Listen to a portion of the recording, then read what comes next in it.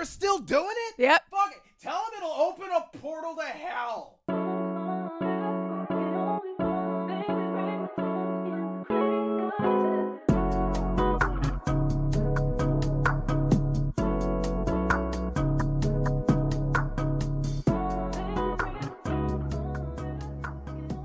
Hello and welcome to another episode of Cheap Smut. My name is Katie Mizell. And my name is Carl Mizell. And this is a podcast whose mascot won't stop misbehaving. Himbo Jones is being a prick. How are you? Aside from Himbo Jones being a prick, I am well. Yeah. Thank you very much. Yeah. We are recording for the second consecutive day, which is not something that we make a habit of. But we had to get out that special episode for the patrons, and those dirty Mad Libs are hilarious, so it's not like we wasted our time. No. Sometimes for our patrons, we do fun stuff, little bonus episodes, and yesterday we recorded an episode where we did dirty Mad Libs. So if you want to hear that episode, go on over to the Patreon. We'll talk about it at the end of the show. And then for just $1 a month, because this is Cheap Smut after all, yes, you will get access to every episode a week early, in addition to some goofy episodes like this. How are you, love? I'm okay. I'm better. I'm getting better. I think we've gotten pretty used to Katie saying, nah, last week wasn't so great. Yeah. My mental health is always a struggle. Things are better, like overall better. I have been getting better over the last couple of years, I would say, but nothing's ever perfect, and I still have bad times. But I'm better now, I think. Good. At least getting there. Yeah, it has been a lot, mm-hmm. and it's been a lot for everybody because gestures broadly. Yes. But on the plus side, the silver lining to your mental health struggle, not to bring this back around to the Patreon, is that last week, if you're on the main line, you got to hear one of the bonus episodes from the Patreon, wherein I regaled you mm-hmm. with Bryn Weaver's Butcher and Blackbird. That's yeah. right, which we normally would not do on the main line because it is over $4.99, which is kind of the threshold that we've set for this. Mm-hmm. So over on the Patreon, every once in a while, you'll get stuff like that. So go check that out. But that's not what we're here to talk about. It's not. I've got my Lenny and Larry's cookie over here, my Leonard and Larold. Yes, your high protein cookie. High protein cookie. Lenny, Larry, if you guys are listening, we're open to sponsorships. If you want to sponsor a show about monster dicks, you found us. You guys seem like you're pretty himbo coded. Yeah. Like you market toward the himbos. Yeah. High protein, but also cookies, you know? Exactly. We like himbos around here. Reach out. I am one. Well, so what do we have on the agenda for today? Today, I read Portal to Pleasure by Viano Oniomoh. Oh, that's right. I forgot about that. Yes. So Portal to Pleasure is an MMMF erotic novella, erotic short. Yes. By Viano Oniomoh, who is a prolific author in our community. I had her book Sweet Vengeance on the TBR for this year before I reformatted to novellas only, but thankfully she is prolific. Yeah. And so it was very easy to find something else. But Portal to Pleasure is, I believe, her most recent release. It came out last, I think, October or November. But she also does, like I said, her other series, Sweet Vengeance and Sweet Surrender, is a demon romance. And then she has, I think, some contemporary human romances as well. But for this one... I love that this is so broad that you have to classify it as a contemporary human romance. Yes, contemporary human romance. Though there's so many things. Yeah, no, you know? I love it. So I said I love that you have to be like, oh, I'm really into contemporary romance. Good point. I know where you're going with this. Contemporary human romance. Actually, I think generally we would separate and say contemporary romance is human romance. Otherwise, you are monster fucking, or you're getting into a monster trope. It's the other. Otherwise, it comes from the blank region. Oh yeah. Joke. Hey, no. Fuck you. You're not going outside. Eat my ass. Himbo Jones is trying to act like he wants to go outside, like he didn't just fucking go outside. Yeah, he went out right before we started. Yeah. Himbo. Not happening. So anyway, Portal to Pleasure. Yes, Portal to Pleasure. Actually, before I get started on that one, I wrote this in here too because this was very exciting. When I read this summary, I wanted to read this book immediately. So Until the Last Petal Falls is a queer platonic love story with an all-black cast, as most of Viano's books are have all-black casts or mostly black casts, featuring two aromantic, asexual MMCs who develop a deeply intimate platonic love in a Beauty and the Beast retelling. Ace, Beauty and the Beast. Ace, Arrow, Beauty and the Beast. Wow. I mean, thread and needles, right? And it sounds like that sounds amazing. I'm getting goosebumps just thinking about it. I love it. I love it. Yes. So, Viano is she is a black author. She's a Nigerian author, and she is a queer author, and she does a broad representation of those intersections in her books, and they're all so good. I mean, as far as I know, I have never seen a bad review for a Viano book. And I've seen a lot of them because she's well loved. Well, then let's fucking get into it. Let's get into it. Okay, so for Portal to Pleasure, here are our triple T's. I've taken most of these directly from Viano's website, which is absolutely gorgeous and really well organized. So, triggers. Mentions and reference to a terrible boss.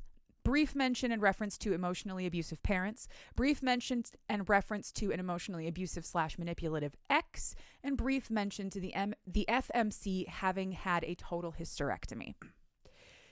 Our tropes. This is an MMMF, according to Carl, erotic queer novella. Featuring black cisgender bisexual FMC, cisgender pansexual non-human MMCs, and I am classifying it as queer erotica. So it's not quite a romance. It is erotica. There's a slight difference. Shout out both to Viano for having this information on her website, but also, I know we've talked about it before, but let's give a formal shout out to the ARC teams that find every single one of these, because when you do that and then an author like Viano does that, it makes Katie's job way easier, which subsequently makes my job a lot easier when I'm putting the episodes up online. So thank you so much, Viano, and your ARC teams. And thank you to all the ARC readers and all the authors who mind their P's and Q's and do their triple T's. We really appreciate it. We really do. Making the reading safe and accessible is not hard, but it is appreciated every time. Thank you so much for doing that, everybody. All right. So for the rest of our tropes, this is fluff, which means there's no plot. Strangers to lovers and high heat.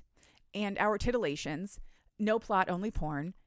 Queer polycule, meaning sword crossing or male on male sex. Masturbation, use of toys, multiple partners, manual restraint, unique anatomy, fellatio, cunnilingus, analingus, sex without a condom, not to be emulated, double penetration, and tentacles. Oh, yeah.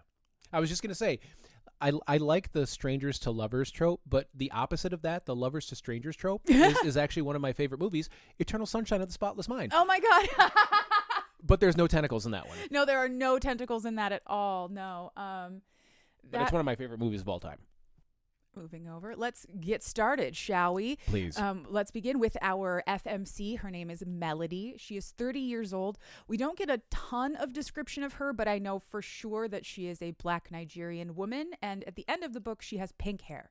I don't know if she has pink hair at the start, but she does at the end. She is described as curvy, thick, and soft. Listening. Yes.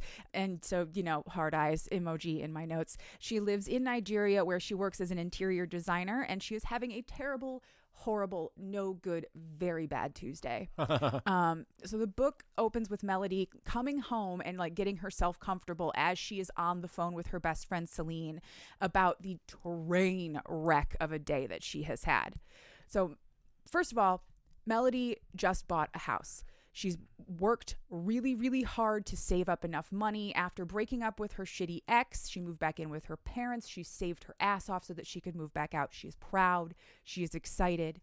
And she's having a housebreaking party this upcoming weekend. She just moved in. So this is a huge accomplishment for her. She brought her parents over to see it, and they were awful. Wait. We'll get back to that in a second. Housebreaking party? Housebreaking party. I've never heard that term. Neither have I, but that's how it was written in the book, and contextually, I understand it. She said, we're going to break the house all weekend long. Sounds great. Yeah, great. So, awful parents. Awful parents, yes. they basically came into her house and stomped all over her dreams. Like her mom criticized everything from where it was located to the decor that she chose, because she chose a lot of soft feminine pinks and creams. And her mom said, oh, it looks like it should belong to a little girl.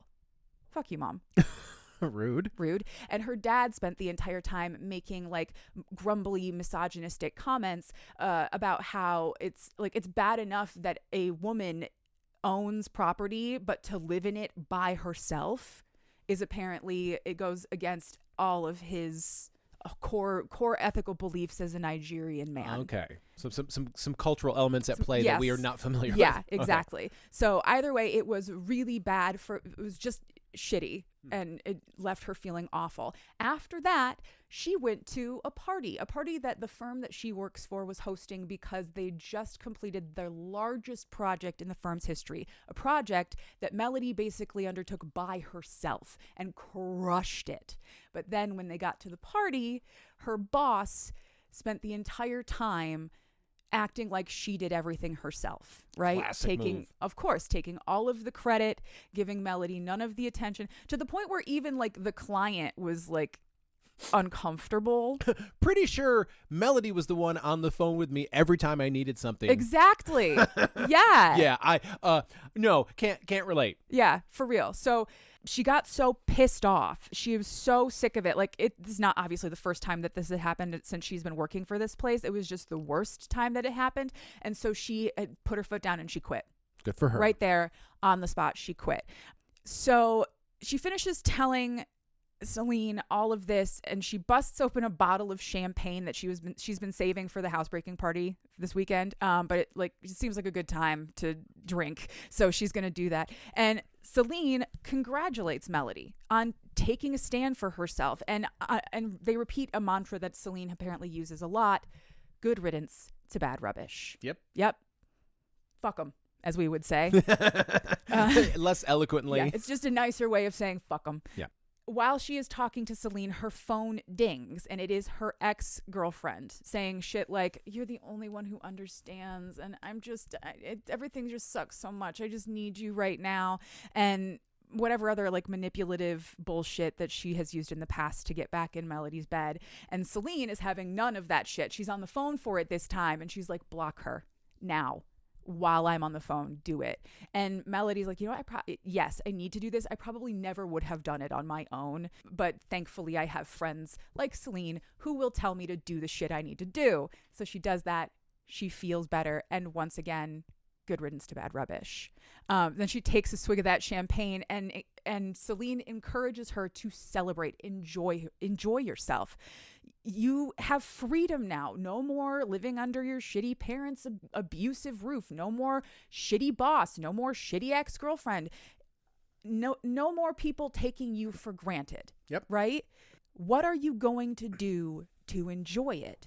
And Melody says that she is going to go and run a bath and get out the rose toy that she has been saving since that bachelorette party, however long ago, because she couldn't bring herself to masturbate under her parents' roof, basically. Yeah. Completely understand. And she is going to just blow the roof off this place with orgasms. That's her plan. And Celine's like, yes, we love this. We love this. Get it. They end the call. And as Melody is getting ready to enjoy her evening, she's running her bath and getting the bath bomb out and all that stuff. She gets a text from Celine with a screenshot of an article titled "Female Masturbation Can Apparently Open a Portal to Hell." Which is just fucking hilarious and apparently real. That is how this book started. Somebody sent Viano that screenshot, and she went, okay, but how many demons would come through the portal, though? Yeah, now, listen, I know that men have been demonizing women's sexuality for millennia. Oh, of course. But this is ridiculous. Oh. It's not. Oh, yeah. It's not the first time. They're still doing it? Yep. Fuck it. Tell them it'll open a portal to hell. That'll stop them. It wasn't enough to hang them for witchcraft every time they decided to make a, decision on their own. The nerve. The noive. Fun fact, the stereotype that witches ride on broomsticks, I might have said this before, is because women used to masturbate by rubbing their their pussies along their broomsticks, and that was bad. So they became witches who rode broomsticks. So you're saying that like back in those times, like back in the Crucible times, there were just a bunch of, if you walked into somebody's home and you saw a broom with a really oddly smooth spot on it. Well, yeah, riding your broomstick as a way of like frauding your broomstick as a way of getting off makes sense. Without, in like 1412. Yeah, without giving away too much information, the sister of an ex had for many, many years, well beyond the time that you would have kept a stuffed animal, she had a stuffed rabbit with a very smooth nose. Aww. And at a party one time, my ex was like, we all know, like it came up somehow, and the sister was like, no, what are you talking about? And we were like, no, it's fine. It's fine. We're all adults. Yeah. They were all raised Catholic, so I understand the guilt. So they were shamed. Yeah. They were ashamed. But no, it's not everybody, but a lot of people have a story of a weird thing they masturbated with as a child or young adult. cheapsmutpod@gmail.com if you'd like to tell us your my God, your weird, yes, your weird masturbation toy. Anonymous. I will make it totally anonymous. We will not tell anybody. But I want to hear the weird sex shit that you did when you were younger and you were exploring. Yeah.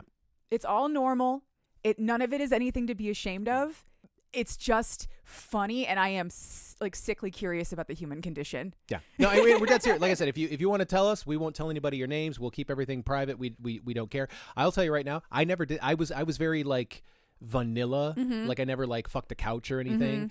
Mm-hmm. Like I've heard some. The concept of frauding. I don't want to digress. The concept of frauding never occurred to me to do that. So, but anyway, you got to get more creative when you have an innie. Yeah, I imagine just. Me just yanking. I think some comedian told the story of a friend of his shutting his dick in a fridge. Yeah. For the pressure, which is another common thing that you should not do as a young person, because it can damage the blood vessels. But it is common. So sorry about that digression. Yeah. But it was a worthwhile one. Yeah, it was fun. So anyway, portal to hell. Portal to hell. We're opening a portal to hell. So Melody gets this text message from Celine with this screenshot, and she sends back, guess who's about to open up 10,000 portals in this bitch? Yes. It's going to look like the end of fucking Avengers Endgame up in this bitch. Yes. On your left. Avengers! Assemble in this bitch's bathroom. And then she fucks them all. Yeah. Well, so Melody gets her music going. She lights the candles. She runs a bath. She has a really lovely bath bomb she's been saving for a special occasion. Like, this is self-care time. I love how she has a collection of, like, in case of emergency, break glass items. Champagne, vibrator, bath bomb. In case of emergency or need for self-care. Yeah. So she gets in the bath and she starts, like I said, this is a self-care masturbatory session. It's going to be long and sensual. She is getting back in touch with her own body, and she starts to fantasize about what would happen if a portal did indeed open and a monster walked out of it. However, in her fantasy, the monster is only allowed to look. It's not allowed to touch. And she has this fantastic sort of exhibitionist fantasy. She gets out this rose toy, which I didn't know. They apparently have suction. That's why everybody fucking loves those things so much. I don't know. I'm not that in on like the sex toy world. Mm-hmm. No fucking clue. So she ends up having this incredible like spine cracker of an orgasm. So good, right? I don't know how long it's been, but she fucking needed it. Anyway, so she's like glowing in the bathtub. She's in the warm water, all relaxed, post-orgasmic. And she's coming down from that high. When she opens her eyes, though, the wall opposite her tub is gone, and it is replaced by a glowing white rectangle of empty space. And she's like, okay, hallucinating. Post-orgasmic hallucination. What was in that bath bomb? Right? Ayahuasca? And then 3 creatures walk out through this rectangle. And they are very much real. They are taking up space in her bathroom. She can hear them. They are very real. They're not hallucinations. And she's like, what? Okay. So these are our MMCs. Well, they are later referred to as male, but at the beginning of Melody's introduction to them, she's very careful to use gender neutral language because she doesn't know shit about who these creatures are at all. However, these are our MMCs. I'm just going to introduce you right now to all of them because we learn names and stuff as we go. Seos is a wiry and thin fae-like creature, beautiful and androgynous, with brown skin that glitters like a Twilight vampire, but sexy. He's got long peach hair that is styled in butterfly braids, fully black eyes, pupil, iris, and sclera that glitter with stars like the midnight sky, pointed ears, and translucent fairy wings. Our second MMC is Thrick. He is described as round. He's a thick boy. He has reddish brown skin, bright yellow eyes, and his skin is mostly covered in a layer of thick curly fuzz. He has more sort of lupine or canine features, and Melody refers to him as Dad Bod Werewolf. Okay. And then our third MMC is Sin. He is very demon coated, so he's more mid-sized, rather neither thin nor fat. He's in the middle, something between Thrick and Seos in terms of his build. Yeah. So you get one of each basically, and variety pack. What andromorph and exomorph, ectomorph, endomorph, and mesomorph. Yeah, you got one of each just to play with, like a variety pack, but for dudes. So Sin has black hair and skin, like inky black. He has a short cropped afro, and he has horns that curve up from the temples back, but one of them is broken off. Okay. He has a deep red eyes, and all of his extremities look like they have been dipped in blood. So his fingers, his toes, probably his elbows, and the tip of his tail are all red. So is it like a gradient, like down to... Yeah, I think... That's cool. It sounds really cool. Yeah. He sounds super cool. They all sound super cool. The character design for these guys was really fun. So when these creatures come through, they seem very confused, seemingly because they thought that this portal call wasn't possible. Like, one of them is like, hey, Seos, I thought all of your cards were inactive. And he's like, I thought so too, but here we are. Melody has no fucking clue what any of that means or what's going on. But the way these creatures are looking at her with like appreciation and hunger, it is making her all tingly inside. And the creatures can seemingly tell that, like, every time she has a pulse of arousal in her body, their eyes all go to her really fast. They're like, whoa, yeah. Whoa, the vibe settled down. We just got here. I'm Seos. Let's start there. Thrick, Sin. Okay, now you can be horny.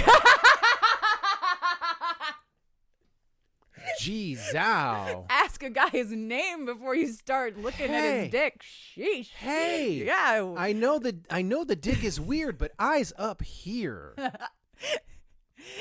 Seos approaches Melody in the tub and asks her name. He says her name is very pretty. And then he asks if he can call her goddess or something more gender neutral, if she would prefer a different title. She's like, goddess is great, thanks. And then she's like, don't let the silly little nickname get into your head. That is low bar shit. Silly little nicknames are low bar shit. The way she was trying to talk herself out of immediately jumping these guys was so funny. Yeah. Because sometimes you have to be like, a little bit of attention is not enough. A little bit of attention is not enough. Not me personally, but girls in general. I was going to say. They ask if Melody used one of Seos's cards to call him, and she's like, oh yeah, totally, for sure, play along with the demons, like they're in your bathroom, girl, just agree, yes. And never negate. Yeah. And even though she's pretty sure that Seos knows that she is lying, he doesn't call her on that. And so they just sort of continue on. Instead, he asks if it would be okay if Thrick and Sin all tag in with her. Would she be okay with that? They know that she only called Seos, but if she wants, they'll all stay. And she's like, yeah, duh. I still don't know what's happening, but duh. You're all really hot. 4 wheels on a car, baby. Let's go. No third wheels here. Exactly.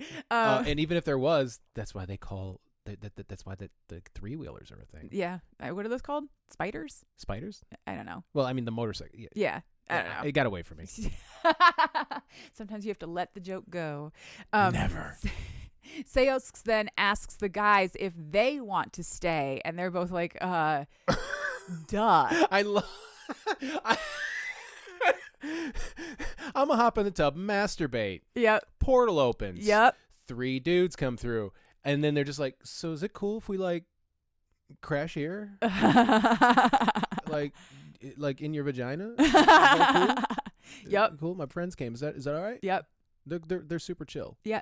I don't know exactly what Seos is, but I get the impression that he works a bit like an incubus. Okay. So got it. Called to service. All right. So everybody's cool with everything. Yeah. All right. And she's like, if this isn't a hallucination, this is the first day of my new life, so why don't we start it with a bang? Right? Yeah. Literally. Quick, let me go to the drum kit and do a rim shot for you. Melody is briefly worried that she has just agreed to like be sacrificed or eaten alive by these guys, but Seos is like, safe word is butter. And she's like, okay, never mind. We're all on the same page here. We know exactly what's happening next. Safe word is butter. Got it. Seos then pulls a Bruce Almighty and their clothes are gone. He is fully like fey magic. He just does shit. Love that for us. And it gives us a chance to see the parade of weird dicks. The weird dick triumvirate. Yes. Okay, so I just wrote it out. The rare weird dick triumvirate. The parade of weird dicks. We begin with... There's a float. Yep. Weirdest fucking float you've ever seen. Dancers. It moves. Thrick. Massive. Well, of course. Just fucking massive, boys. He's just huge. Yeah. Oh, all these guys are also like 6'6". Oh, of course. Yeah. Sin. Also massive, with the addition of a series of ridges along the underside which resemble a Jacob's ladder. Okay. His dick also has that red to black gradient thing going on, which is cool. Yeah. Like, you want an aesthetically pleasing dick, right? Yeah, that's cool. And Seos is an overachiever. He has 2 dicks. Of course. Not as large as the other 2 guys, thankfully, but there are 2 of them, and they curve upward. She calls it a wicked curve. It's got a wicked curve. Yeah, look at the wicked curve on that dick. Both of them. Look at the wicked curve on those dicks. Look at the wicked curve on that guy's cock. Nice cock. Who you banging with that cock? Hey, Jimmy, look at the cock on this guy. Holy fuck. Looks like someone welded together 3 Coke cans and ran it through a conduit bender. Did you fish that out of the harbor, buddy? What the fuck? No, keep it away from me. I can see it from over here. This thing's fucking huge. Sorry, thing's fucking huge. This has been Boston Talk with Carl and Katie. That was so fun. Oh, I loved that. That was great. Okay, so Seos keeps pulling his magic shit, and the next thing Melody knows, she is floating through the room as if it were full of water. She's like, it's like that scene from The Shape of Water, except there's no actual water. She can still breathe. She's just floating. Maybe like space, I guess. Seos floats up to her. Everything that happens from here on out is floating. Float here often. It makes the dynamic so much easier. I think she just needed 0G to be able to like move them all in space. And then they just toss. It's fucking brilliant. Toss her over to another one. Yeah, exactly. He asks if she would like condoms or magical protection. She chooses magical protection. Well, yeah, because where in the fuck on earth are you going to get condoms to wrap around that fucking... Well, I don't know if he carries demon condoms. Maybe he has condoms on him that are appropriate for himself. Well, I hope he has demon sheepskin in case she's allergic to demon latex. Oh, Jesus I guess Christ. that's true. You have to take that into consideration. But anyway, so she chooses magical protection. He's like, there's a little warm tingle in her pussy and everything's fine now, apparently. Hooray, we love magic. And then begin the fucking. So Melody and Seos start kissing. Sin floats up beside them. He is very eager and extremely horny. We can tell because 4 tentacles come protruding out of his back. No. Which is apparently something Seos says only happens when Sin is really turned on. Oh, the tentacles only come out when he's like really horny. Could you then tone it down to 1%? They also have that same color gradient thing going on. Just like right below where the tentacles come out, like keep that energy, but lose the tentacles. No, so yes. Anyway, sorry. Throughout this, we get a sort of understanding, but these guys have an established sexual relationship. They are sexual partners outside of whatever's happening now. The first thing we get is, I think Seos calls Sin baby when he pulls him over. There is a well-established fuck habits happening already between these guys. You can tell it wasn't an awkward baby. Yeah. Baby. Yes, exactly. So Sin uses those tentacles then to restrain her by the wrist and ankles, each one just sort of pulling her spread eagle apart. And she's like, whoa, who knew bondage was the tits, right? I didn't know until just now. This is the best. He lifts her up higher so that at Seos's command, Seos seems to be kind of the guy in charge of this, he can eat her ass to get her ready for Seos, because he has 2 dicks. So we need to be prepared for double penetration. And this is when we learn that Sin also has like one of those crazy long forked tongues that just naturally too long, like weirdly long. He's had complaints. So Seos then calls Thrick into the scene, and that dynamic is a little bit different. We learn later that Thrick and Seos and Sin are like, Thrick is new to the dynamic. Seos and Sin have been together for a long time, not so much Thrick. So their dynamic is sort of newer, and in that way it's hotter, and she's like, oh, this is fun to watch. It's like watching porn while also getting your ass eaten, like hooray. Eventually Thrick floats over and sort of like above and over her so that he can kiss her upside down, Spider-Man style, and then reach down and play with her nipples at the same time. This is a bit more than Spider-Man style. A lot more going on here. There's a lot more, but still just the upside down kissing. That's Spider-Man style. If you frame it so it's just their faces, yes. It's Spider-Man style. If you pull that frame out further, Stanley would never. I am imagining fan art with Doc Ock. It's not that hard to picture, if we're being honest. Doc Ock's holding her. Spider-Man's hanging upside down from the front, maybe. But is it Mary Jane? Is it Gwen Stacy? Is it? I don't know. Yeah, it could be any of them. Is it that one woman that worked at the Daily Bugle, whose name I can't remember? Betsy. Anyway, I don't know. Anyway, so don't sue us, Marvel. No, please. So she's got Sin working on her ass. She's making out with Thrick, who's also playing with her nipples, and Seos is fingering her. She has an orgasm. Seos is then like, switch, and the guys just flip.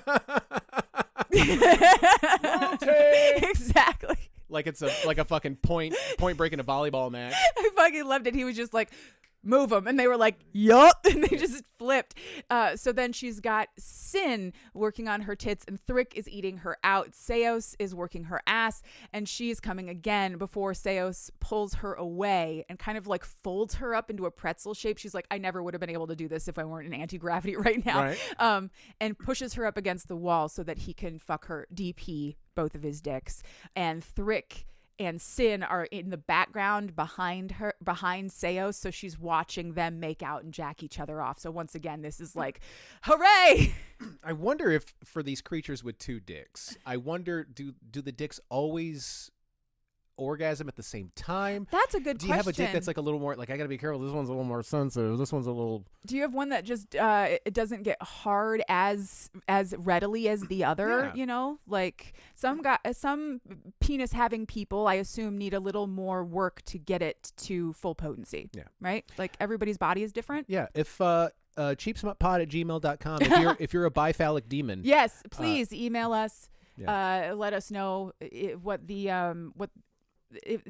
is. Do you have 2 urologists? Do you have 2 sets of balls or just one? Just email. Do not show up through a fucking portal in my house. Oh my God, no. You are not welcome and not invited. We are not zoned for that. But send us an email. Yeah. But anyway, DP, jacking it.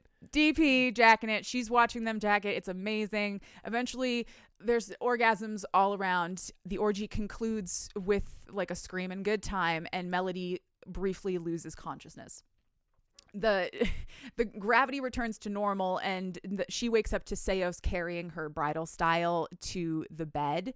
The next thing that happens is she wakes up from her fuck nap surrounded by like giant cuddly demons. In her head, she's like, whose big ass bed is frivolous now, Mom? Huh? You never suspected I'd end up in bed with 3 demons. Yeah, you said I was going to regret this purchase. Mm-hmm. Yeah, sure. Yeah, in a twin bed for those dudes' dicks. Jesus. Once everybody is awake, the guys like hand feed her fresh fruit and water, and she's like, what the fuck is happening? This is the best. The only thing she knows for sure is that Seos is the only one who knows she didn't legitimately call him. Everybody else is acting like she is a client or something, that this is all expected and normal for her.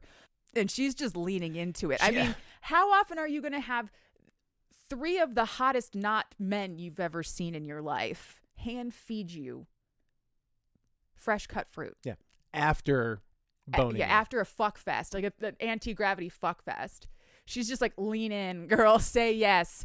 She asks some questions about the guys. Like, she just wants to know more about them. And Seos explains that he and Sin are together. They are established, but that they decided they wanted Thrick to be theirs as well. Like, just decided right before the portal opened. Like, you caught us when tensions were already high. You found us at a really weird time in our lives. Yeah, Melody's like, no wonder I was getting the vibe that everything was like really extra spicy. It was. Holy fuck. Good for me, I guess. They ask about her then in return, and she tells them about her terrible day, about her parents, about her boss, and she is validated by the entire time by the horrified looks on their faces. They're like, what do you mean people treat each other like that? That's awful. Like, they just do not understand. These are people from another dimension that apparently doesn't have shittiness. Wait till I tell you about the United States government. Right. So she tells them, I've recently been through a bad breakup, shitty ex, moved back in with my unsupportive, emotionally abusive parents, and moved back out in this house, and they were so cruel about it, and then I left my job. And she says that she called Seos because as hard as her day was, she didn't want it to be a bad thing.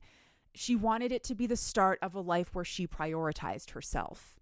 And they ask if they helped. They are very did it help? Did we help? Is there anything else that we can do for you? At one point, she makes the joke like, did you make this fruit? Because I did not have this in my house. And Seos can apparently just manifest things. And she's like, could you get more food, like more before you leave? Can you put more food in my house? Because I don't want to go grocery shopping. Like, other than that, like, everything's going great now. Thanks, guys. You helped a lot. But I would be extremely hesitant to eat manifested food. She did ask. She was like, if I eat this, am I going to be like bound to the underworld forever or anything like that? And they were like, no, it's just fruit. We just thought you were hungry. Okay. Brief sidebar. This reminds me of one of my favorite storylines in a comic book ever. The fantastic Mike Allred Dan Slott Silver Surfer run, where he was just gallivanting with the woman's name who I cannot remember. Oh, the girl who was always dressed like a ladybug. Yeah, they were just gallivanting. Beth? I think so. I think it was Beth, and they were just gallivanting through the universe. But the Silver Surfer could just make things, and so he would take her to all these different places, and he would just manifest gold, and in doing so, plummeted the economy of this planet. Yep. Because he was just. Yep. Because he did not think about it. He just did what he did for mostly the enjoyment of the woman that he was with. He could have manifested the food, but instead he manifested this specific type of gold from this planet, thus tanking that economy. So when they went to that planet, they were like, it's the Silver Surfer. And usually when the Silver Surfer shows up, it means it's Galactus is coming. But no, they're just pissed because he tanked their fucking economy. Thank you for that diversion. Oh, I love it, though. I love it. It's way better than Galactus. I know, right? It's that motherfucker who fucked up the stock market. Exactly. Get him. The Herald of Galactus? Nope. The Herald of Black Friday. Or Black Monday. Black Monday. Thank you. So she's laying in bed, being hand-fed delicious fruits by sexy demons.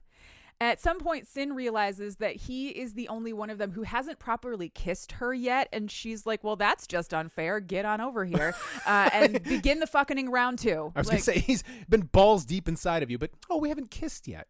Exactly. It's important to him. He wants to make out with the pretty girl too, right? I get it. So first they pass around kisses for a while until Sin asks very politely if he can fuck Melody's tits. Yes, you absolutely can. So he straddles her and fucks her tits. He uses his tentacles to restrain her again at all 4 points while he's holding her boobs together. While Thrick and Seos take turns eating her out. Once Sin and Melody have had their orgasms, they rearrange into like this complex arrangement that has like Melody on hands and knees while Thrick eats her ass and Sin licks her pussy, and he's got this crazy long demon tongue, so I guess that's how that arrangement is working with two heads that close together. I don't know. And she is sucking Seos's lower dick with her head in his lap. Like Whacker and Lower Whacker in Chicago. So after a quick check-in to make sure that she isn't too sensitive from the earlier festivities, those guys DP her like whoa. So I think it was Sin in her ass and Thrick in her pussy. Yes, I think that's how that went down. How? I know. I don't know. Jesus. I don't ask questions. I'm just here for. I'm the question guy. Yeah. Although when you said that he was straddling her while fucking her tits, and then somebody was eating her out, I just imagine whoever was eating her out, like his tail, like he's not concentrating his tail. And he's like, dude, I'm working down here. Oh, that's cute too. That's get adorable. your fucking pin it up. I love that. Like a puppy who just can't control his tail. He's just so happy. And whack, whack, whack. Yeah. It's so cute. So, while she is being absolutely destroyed by pleasure, she looks up at Seos, wondering what it's like what it must look like from his perspective. And he's like, do you want to see? So apparently he has some sort of omniscience or semi-omniscience. And she's like, duh, but without words because she can't speak at the moment. So he like touches her forehead and gives her a glimpse of them as if she were like on the ceiling. Yeah. And she's like, bruh, holy shit, that's amazing. She says Seos is kneeling like a king before his lovers, watching them fuck her with abandon, and it is the most obscene and single hottest thing that she has ever seen. There is so much dick in me. Yeah, they're totally frenzied. There is no inhibition. Then Thrick starts to lose it. He starts getting close, and he starts sort of whimpering and half talking, and he says the word "not." And that sets off a chain reaction. So just the idea of Thrick's knot has Seos coming, and Seos's pleasure makes Sin come. And as he pulls out to go and be with Seos, Thrick then asks, can I? All he says is, can I? And she's like, yes. He didn't specify, but he meant, can I not you? Mm-hmm. And so he buries himself and knots her, and the like expression of that pressure against her G-spot has her coming so hard that she blacks out. Well, yeah. When she wakes up, both she and her bed are clean and dry, again probably thanks to demon magic, and she's like in this big cuddly puppy pile with the sleepy demons. And bonus, somebody thought to turn the AC up to high first, so she's like, this is the best, I'm going back to sleep. Fucking in a cool 64 degrees. Yes. The next morning around dawn, the guys wake up to say goodbye. None of them seem to want to go, and Melody doesn't want them to go, but they all knew that this was going to end eventually. They each give her a kiss on the forehead, and then Seos gives her his card for real and tells her that he wants her to call him whenever she wants to. Then they kind of sweetly tuck her back in and leave, telling her to get some more rest, and she falls back asleep. When she wakes up fully in the morning, she thinks that it might have been a dream or a hallucination or something for a second, but her body feels well fucked, so it's obviously not that. And then she finds Seos's card in her bed. And this is a card that would make Patrick Bateman fucking jump off a roof. So it's this beautiful, like, cream card stock embossed with pink blush lettering on one side. Is that bone? Exactly. On one side, it says Portal to Pleasure. And on the other side, it says Seos with a phonetic spelling of his name. Hold this card when you come, then say my name. MBA. Because he also, DDS. DDS. He's got a lot of irons in the fire. Seos. Say hyphen os. Yeah, it's SAY-OH-S. There you go. MBA. Yeah, DDS. Seos. So she now knows that all of this was real. It was fact. It all happened. And the post-orgy clarity kind of hits her hard. She beats herself up. She's like, you slept with 3 monsters that came through a fucking portal in your wall last night, bitch. You could have died. You could have been seen. At one point last night, you were so full of dick, you were 10% dick. At least 10% dick. And she's like, it's a good fucking thing I had that hysterectomy. Otherwise, I might be carrying a demon baby right now, for all I know. Although Seos was really clear about the protection, so I guess maybe he was being genuine. I don't know. They seemed like good guys, but still, though, like, she just beats herself up for so long. She walks through her house.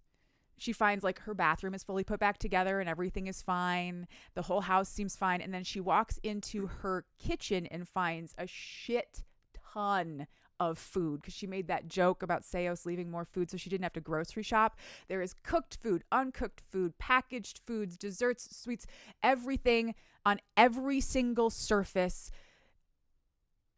They just left so much food. They took it serious. They don't know from, like, human food consumption habits, so they're just like, give her fucking food. Just give her. So right in the middle of it all is a bowl of perfectly ripe mango slices. Perfect. Along with a note that says, a parting gift because you really, really like mango. P.S. The food won't spoil, so please take your time, eat it all, and enjoy it. Don't. It's magic food. Yeah, don't throw it away. Don't throw it away. It won't spoil. Just eat it. And so this little gesture of care, this bowl of perfect mango, it just makes her crack. Something inside of her just breaks in her chest. Like, she knows that she is loved. She has friends and a support system who love her so much. But this hits in a different kind of way, because someone noticed something small that made her happy, and they used it to make her happy, even though they didn't have to. And that just makes her cry. She starts eating mango and crying. Whatever it takes. Yep. So she tells herself that, like, it could never possibly work. She wants to call Seos right now. She's so sad that they left, but it could never possibly work. And she's a human and they're demons. And it's a crush, please. He does this for a living. Like, no, she shuts it all down. She eats the mango and cries. The end. Aw. And then we have an epilogue. Thank God. 6 months later. So Melody had to wait for her non-compete with her previous employer to expire before she could start her own interior design firm. But when she did, fucking hate non-competes. I know, right? Anyway, but when she did, it turns out a bunch of her former clients from her former employer left when they realized that the work wasn't going to get done anymore because Melody wasn't there. So when she started her own firm, they just found her. She's doing fine. She's thriving. Good for her. And to celebrate, we find her in the epilogue out with her girls, having a drink and singing some karaoke. And at the end of the night, Melody, who is one of the DDs, drives her friends back home. And as she's going back to her house, she sort of muses about how much her life has improved now that she has cut out all of those toxic elements and started making the decisions that benefit her. And like the people that love her really support her and everything is going so well. But when she gets home, standing there in her kitchen, she still feels this desire to see Seos again. And this logical, pragmatic part of her that has been trying to squash her desire for these guys for the past 6 months just can't do it. She wants them. She wants them back. And she decides, you know what? Fuck it. I am thriving. I am happy. I have done all the things I need to do. Why can't I have 3 demonic fuck buddies if I want? God damn it. Yeah. So she gets that card out of her underwear drawer and she gets out all of the toys that she needs. She gets out her own butt plug this time to prepare herself. So none of that pesky prep stuff. When they get here, we're just going to be ready. I'm imagining a newly single Melody going into the basement of her home and pulling like from the first John Wick.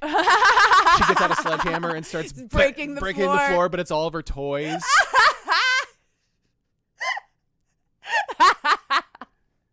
So she jills it, and hey, shout out to Viano who used the word jill in the book. She said, "I jilled my clitoris." Fuck yes, you did. I love it.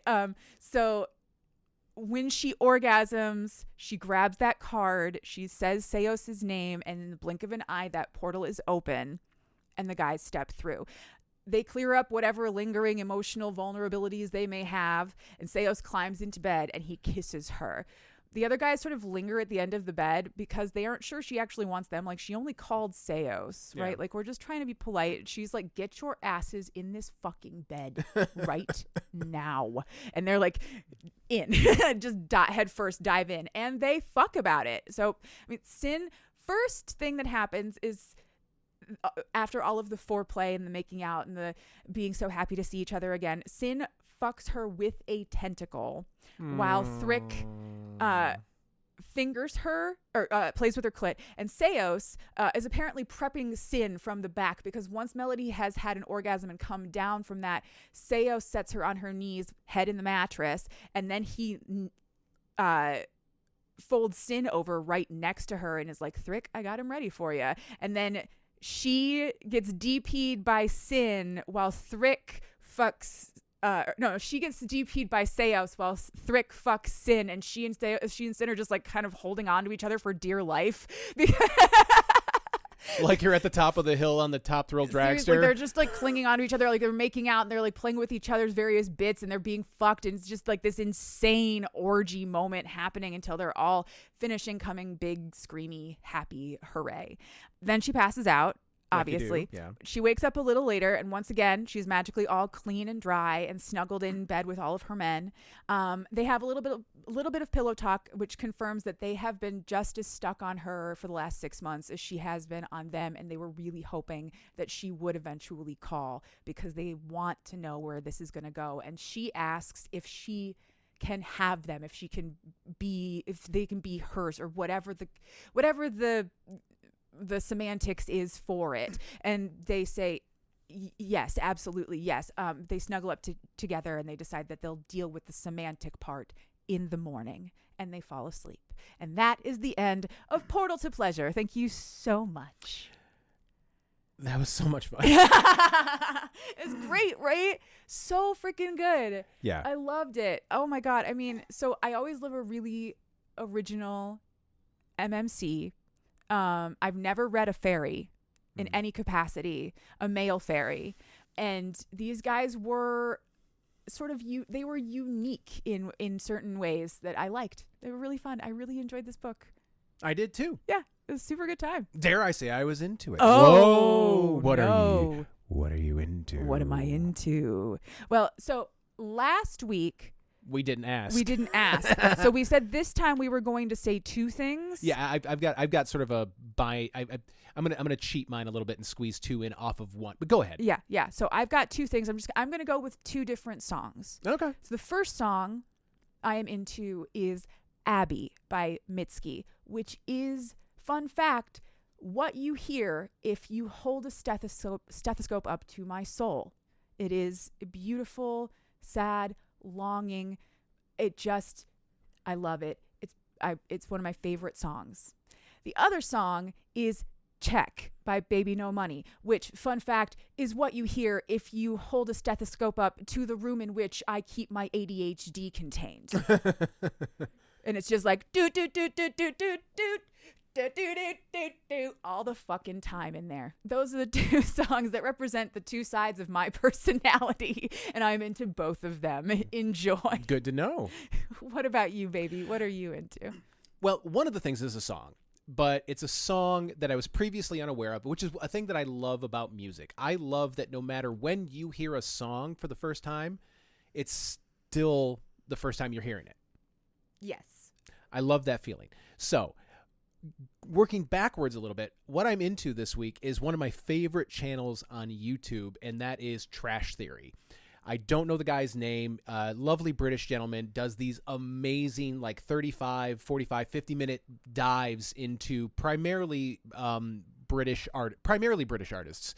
He has an entire series called New British Canon where he talks about that, but he does these just deep, intricate dives that even somebody like myself who knows a lot about this stuff, I'm still learning things.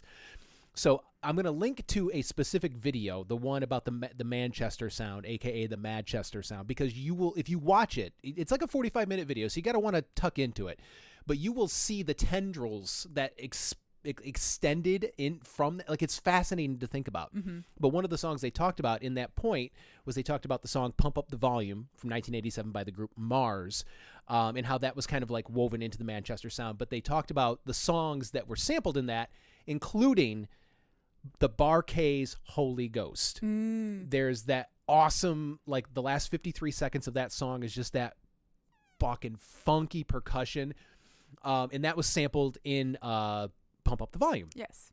So I'm into Trash Theory, but also I'm very into Holy Ghost by the Bar-Kays, because that song is just so fucking good. And it came out in 1981, but I had never, at least knowingly, heard it until 44 years later, and it still fucking slaps. It doesn't matter when you hear it. So Trash Theory on YouTube, Holy Ghost by the Bar-Kays. That's what I'm into. What do we have on tap next week? I am going to try and sell you a little more on Trash Theory for my folks who like to have a background that is soothing. God, those videos are soothing for me to watch. Oh, good. You turn them on in bed a lot. Yep. It's just this one guy while we're sleeping. Yeah, not while we're doing weird stuff. It's just this one guy with sort of a gentle British voice talking about the New British Canon and samples of music for songs that I know and songs that I don't know, but mostly it's just super fucking chill. Yeah. So if you like to have chill stuff on in the background while you're trying to fall asleep, I recommend Trash Theory. Please do. Yeah. And also great for that is Great Art Explained.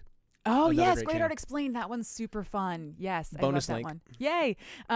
Okay. So for next week, we are reading Howls and Home Runs by the one and only Biblio Barbie. And that'll be perfect because when it hits the main feed, I assume it's a baseball adjacent.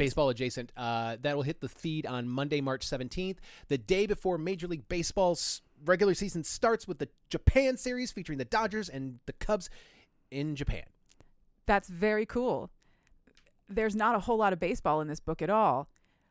Don't care. I can't fucking wait for you to find out what this book is about. I really can't wait because I know you're going to lose your shit. I cannot wait either. But in the meantime, you can find us on social media. We are on Instagram, TikTok, Blue Sky, all that stuff. All the links are in the link tree. I've said it a couple times. I am saying it again. If you would like to talk to us via email, please do so. cheapsmutpod @gmail.com. Once this episode hits the main feed, the top link in our link tree will be a link to this book. It's not an affiliate link. We do not get any money for this. We're just trying to help the authors out. If you would like to support us financially, you can do so on Patreon for as little as $1 a month, like these fine folks have. Lindsay Rain, Eden Knox, Zach, Zoe Barrett, Emily Purley, Aaron Manak, Miss Chris, Raven, Natasha Bear, Desiree Rodriguez, Local Mind Flayer Seattle number 42, Vincent Sultanfuss, Katsune Inc., Cassie, Cassandra, Brian S., April D. Berry, Dana Goddard, Stephanie Hawkins, Gemma, Lady Squishy Buns, Tia Esk, Rob Gatika, Angela McNichols, Katie Hurd, Gwendolyn Harper, Seneca O, and Rebecca K. The music that you hear on this and every episode for now is called Nostalgia by Mackay Beats. You can find it along with thousands of other songs free of charge for you to use at the Free Music Archive, freemusicarchive.org. Listener, remember, if there is a book in you, write it, and if there's fucking in it, I'll read it. And then she will come on this show and explain it to me for your entertainment. We'll see you next time. Bye.